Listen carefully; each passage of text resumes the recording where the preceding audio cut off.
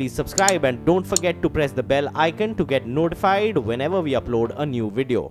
Right, first up, let's take a look at the Asian markets. They're slightly subdued as we speak. They edge lower. The Japanese index, that one is lower in today's trading session because we see some firming up coming in for the yen. So the dollar yen, which was around that 107 handle most of last week, has now strengthened to below the 106, closer to that 105.5 mark against the dollar, which means there is added pressure on exporters. Why do I say added? Because there was that pressure on exporters coming in from Trump's tweets and his tariffs that he's imposed on a whole or he's proposed to impose on a whole host of things in the United States. In economic data released in Japan short while back, we got the Japanese February services PMI, which has again fallen to 51.7 versus 51.9, and this comes after the manufacturing PMI did not enthuse a lot of investors too. But if you keep an eye out on the other indices, the Korean markets, they are down by about 0.5% as we speak as well, 0.3% now. Mild green seen on the Taiwanese as well as the Straits index, which is absolutely flat, but the SGX Nifty, that's of more importance to us. That one, while it indicates an uptick of 75-78 points at the open, remember this compares with the Nifty Thursday futures close of close to 10,460, so it's still off by about 70-80 points on the lower side. Okay, so that's an important point to note. And remember, the weakness in Asia has been led by the weakness that we saw in the US markets, though they closed well off the sessions lows on Friday. But the major indices in the US posted a weekly loss for the first time in 3 weeks. S&P 500 and Nasdaq closed higher, but snapped 2 week winning streaks that they had. CNBC's Josh Lipton gets us a wrap of all the action on Wall Street now. U.S. markets rebounding from a major sell-off early to finish the day mixed. The Dow down 70 points, though it was off by nearly 400 points in early trading. The S&P up 13 and the Nasdaq higher by 77. Manufacturing stocks dipping again on Friday following President Trump's new tariff plan imposing a 25% tax on steel and a 10% tax on aluminum imports. U.S. Commerce Secretary telling CNBC that the president's tariffs are, quote, no big deal. Adding tariffs will have a broad but trivial impact on prices. The news of tariffs sent markets into a tailspin as investors worry about the U.S. entering a trade war. Consumer sentiment inching down at the end of February. Despite the drop, though, the index is still at the second highest level since 2004. The survey measures attitudes about future economic prospects. McDonald's stock fell $7, close to its largest one-day point drop ever.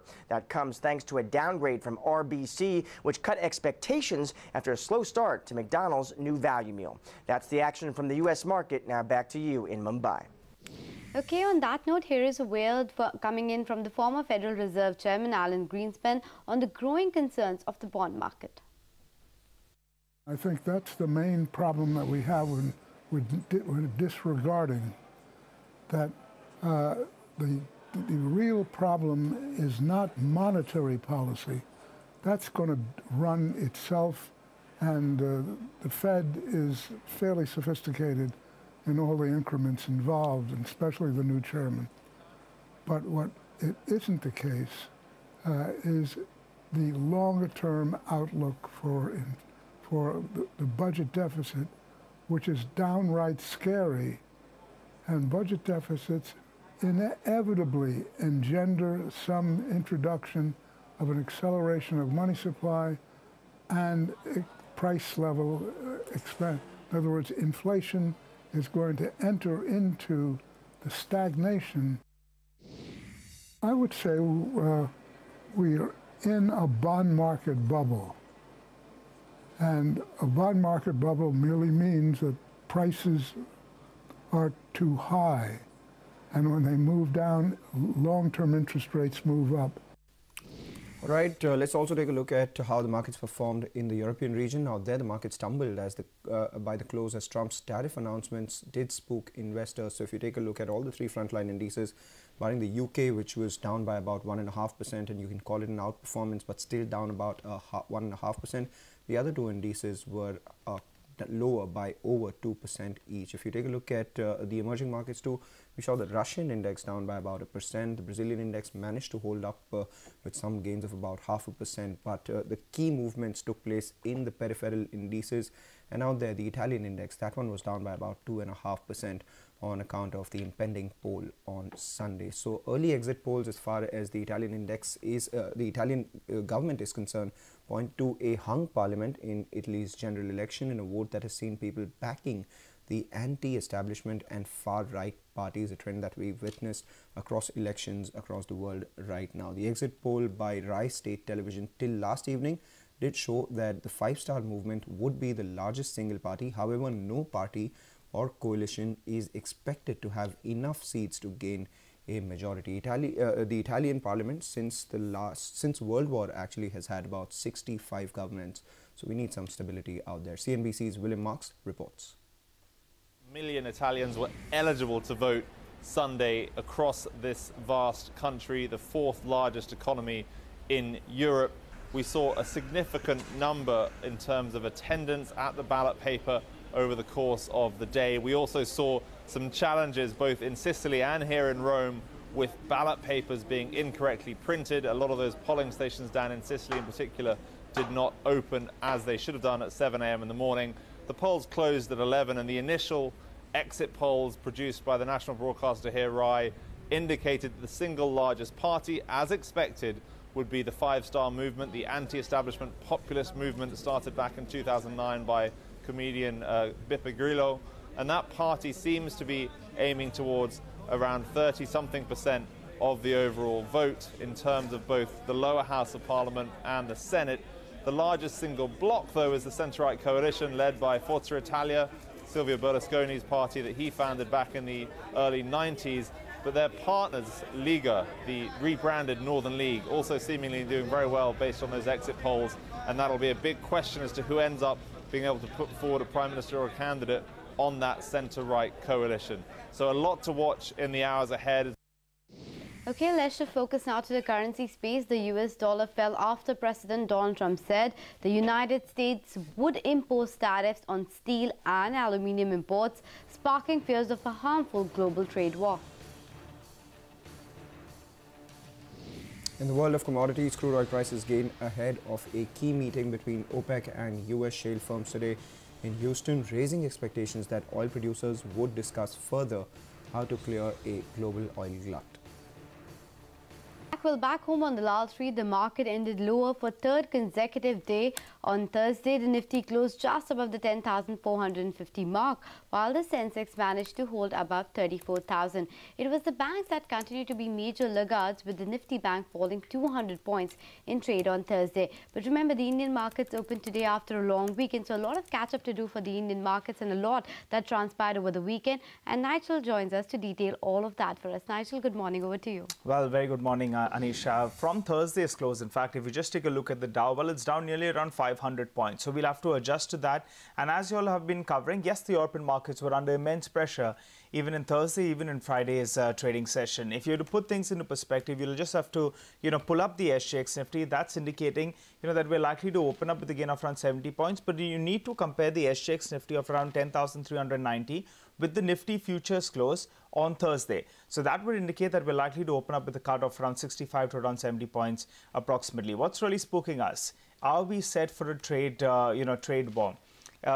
President Trump over the weekend, even overnight, he's been on a rampage actually. He's talking about the 25% steel imports that are likely to be imposed. And he's also talking about a 10% duty that's likely to be imposed on any aluminium that's imported into the United States. Just take a look at the statements he's made overnight. He's talking about making America great again. That's fine. But the important part is now he's saying that if you tax our products, well, we'll also be looking at levying some kind of higher taxes on your cars. One way of getting out of this was, you don't import the steel, you just import the direct final product. Now that's gone out of the window as well, and it's likely that other nations as well will react to this. Remember, this is not the first time that this is done. It's been done in the past. In 2002, 2003, I went through some data points, and at that point of time, for those 15-18 months that these trade barriers were imposed, the S&P 500 was down nearly around 25 to around 30%. So it's quite a serious thing that we have seen in the last, the last time at least this did happen. We have another hurdle as well. Early this morning, there's talk that the Italian election could be head for a hung parliament. So keep your eye out on that front as well. The Italian index was down in Friday's trading session, but importantly, I'll be looking out at the euro dollar as well. The euro was showing some weakness in this morning's trading session. In Thursday's trade, though, the Nifty was under pressure, the Nifty Bank as well as the mid-cap index. All of them were under pressure, but the FI, surprise, surprise, they were net buyers. They pumped in nearly around 250 crores. Keep in mind, in the last 17 trading sessions, they were sellers. They've sold nearly around 20,000 crores. But the DIs, they are keeping this market afloat because they have bought nearly around 18,000 crores. You know, the live indicator we have is the Nifty futures. That moved into the discount. And now, in fact, you know, the FIs, they're net short on the index. Let's go straight to the Nifty levels we're looking at. Today, we are likely to start off below the 100 DMA, you know, because we'll be starting off 50, 60 points lower at least. So below the 100 DMA is what we're going to be starting. The second half of trade becomes very, very important. And the 2018 low of around 10,276, that's the level I'll be looking at. So let's see interesting trade setup, and keep your eye out on Mr. Donald Trump's Twitter, more important than anything. That is something we'll watch out for, Nigel. But the stocks, as a result of Donald Trump's tweets, what are the stocks which are likely to get impacted? You know, directly you'll say that, well, India's exports to the United States is very small in terms of steel exports. The worry is, will steel prices correct? You know, if that happens, then in fact you'll have all these ferrous stocks that will be under pressure. So I think we'll get a bit of a, you know, a bit of a red tick on all these ferrous stocks just to kickstart trade, because you know it's unsettling of what's going on globally. Even in terms of aluminum, I think Hindalco will be in focus because then a subsidiary Novelis particularly has some exposure there. We'll have to buy for Qantas. How exactly does this flow through? But in the near term, we should see a bit of a knockout there. Domestically, though, some of the cues are looking good because, you know, you have those auto sales numbers. They are looking very good. Hero MotoCorp, splendid numbers there. TVS Motors as well. Very, very good growth numbers is what we're getting. And VST Tillers, you know, those numbers as well looked very, very good because we saw a sharp growth there in power tillers as well as in the tractor sales. Coal India, well, Q4 is going to be a good month. Their offtake number for around 50 million tons, I like that. It's a growth of around 5% approximately. Welspun, well, they have, you know, got an EPC contract of around 900 crores or thereabouts. Loris Labs as well, they have, that stock will be in focus because they've received a 483 for one of their units with 0 observations.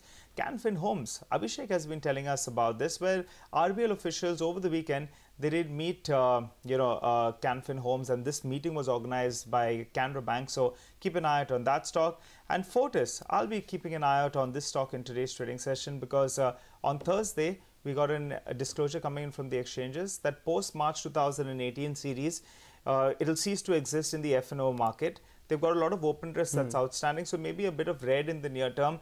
But maybe those that are buying it for the deal, this will reduce the volatility. So they'll be happy to see a bit of a dip on that stock, maybe a red tick just to kickstart trade.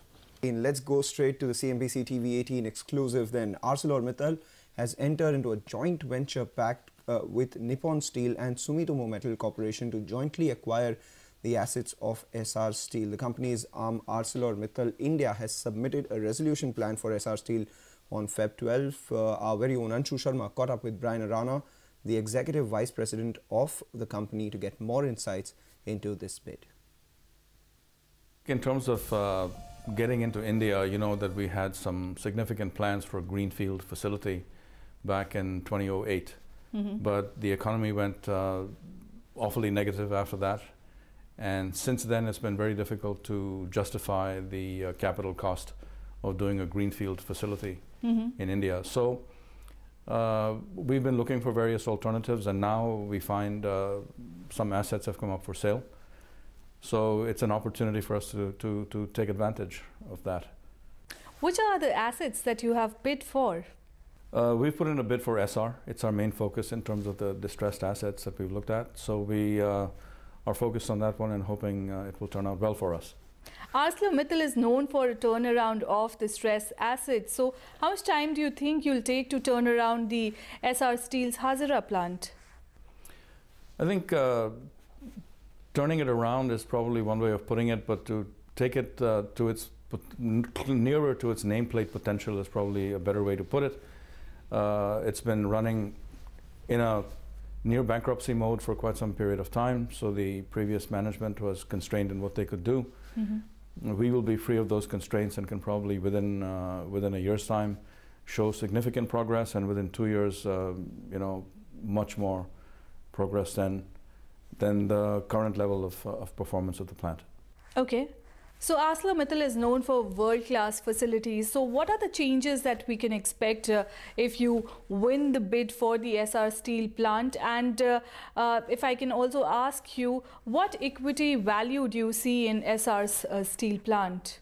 Well, first of all, the changes that we will make in the plant are something that I'm not at liberty to discuss because it's part of the resolution plan we have submitted. And we are subject to some confidentiality clauses in that process. So hopefully you let me respect those. Yes. And then with respect to what we see as value, you know, we are a global company and India is a growing market. So it's one of the markets that's probably going to have the most rapid growth in the next few years. And it's clearly of interest to us to be participating in the growing markets. We are producing 95 million tons of steel in a number of countries around the globe, and this was one place where we didn't have a good production facility already. So it fits into our strategy of being a global player and taking a major role in growing economies where we can. What do you make of the Insolvency and Bankruptcy Court of India, and do you expect any delay in the process? Our view is that the provision is there to prevent willful defaulters from participating in this process, and certainly ArcelorMittal is not a willful defaulter. That's one thing we can say.